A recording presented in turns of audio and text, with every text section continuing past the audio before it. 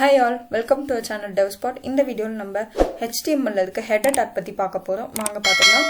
Header tag எதுக்கு use பண்றோம்னா ஒரு வெப் பேஜ் கிரியேட் பண்ணனும்னா அதுக்கு நம்ம ஒரு ஹெட்டிங் கொடுப்போம். அந்த ஹெட்டிங்கை வந்து இந்த h tagல தான் கொடுக்கணும். அதாவது h1, h2, h3, h4, h5, h6 என்ற சைஸ் வரைக்கும் இருக்கு.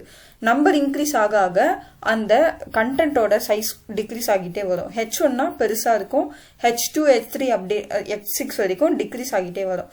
அது எப்படி வர்க் ஆகுதுன்னு வாங்க பார்த்துடலாம்.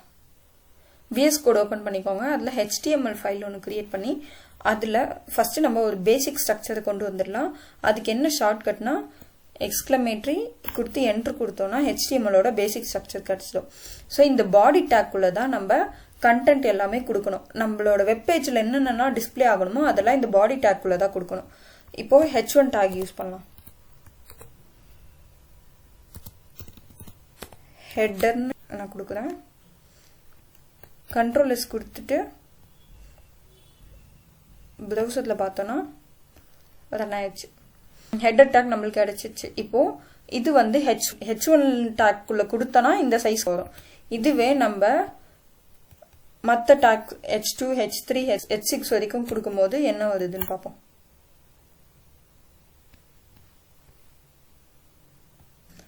இப்போ நம்ம மற்ற h2, h3, h4, h5, h6 take குள்ளேயும் நம்ம ஹெட்டர் கொடுத்துருக்கோம். Ctrl S கொடுத்து ரன் பண்ணா நம்மளுக்கு ஸோ ரன் ஆயிடுச்சு ப்ரௌசர்ல. இப்போ உங்களுக்கு டிஃபரன்ஸ் தெரிஞ்சிருக்கும். h1 டேக்குள்ள கொடுத்தோம்னா ஹெட்டர் வந்து பெருசா வரும். தென் அப்படியே நம்ம நம்பர் இன்க்ரீஸ் ஆக ஆக சைஸ் ஹெட்டரோட சைஸ் வந்து டிக்ரீஸ் ஆகிட்டே வரும். இந்த மாதிரி h6 வரைக்கும் இருக்கு. இப்போ HTML இருக்க ஹெட்டர் டேக் பத்தி உங்களுக்கு ஒரு ஐடியா கிடைச்சிருக்கும்னு நினைக்கிறேன். நெக்ஸ்ட் வீடியோல பார்க்கலாம். பை.